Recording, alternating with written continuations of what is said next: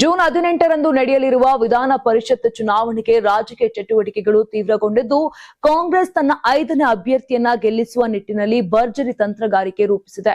ಈ ಹಿನ್ನೆಲೆ ಮುಖ್ಯಮಂತ್ರಿ ಡಿಕೆ ಶಿವಕುಮಾರ್ ನೇತೃತ್ವದಲ್ಲಿ ಕಾಂಗ್ರೆಸ್ ಶಾಸಕಾಂಗ ಪಕ್ಷದ ಮಹತ್ವದ ಸಭೆ ನಡೆಯಲಿದೆ.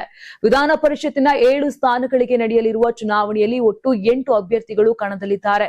ಕಾಂಗ್ರೆಸ್ನ 4 ಅಭ್ಯರ್ಥಿಗಳ ಗೆಲುವು ಬಹುತೇಕ ಖಚಿತವಾಗಿದ್ದರೂ 5ನೇ ಅಭ್ಯರ್ಥಿಯ ಗೆಲುವಿಗೆ ಅಗತ್ಯ ಮತಗಳ ಕೊರತೆ ಎದುರಾಗಿದೆ. ಇನ್ನು ಲೆಕ್ಕಾಚಾರದ ಪ್ರಕಾರ 5ನೇ ಅಭ್ಯರ್ಥಿಗೆ 29 ಮತಗಳ ಅಗತ್ಯವಿದ್ದು, ಕಾಂಗ್ರೆಸ್ ಬಳಿ ಸದ್ಯ 26 ಮತಗಳು ಮಾತ್ರ ಲಭ್ಯವಿರುವುದಾಗಿ ಹೇಳಲಾಗುತ್ತಿದೆ. ಈ ಹಿನ್ನೆಲೆಯಲ್ಲಿ ಹೆಚ್ಚುವರಿ 3 ಮತಗಳನ್ನ ಸೆಳೆಯಲು ಕಾಂಗ್ರೆಸ್ ನಾಯಕತ್ವ ಪ್ರಯತ್ನ ನಡೆಸುತ್ತಿದೆ ಎಂಬ ರಾಜಕೀಯ ಚರ್ಚೆಗಳು ಜೋರಾಗಿದೆ.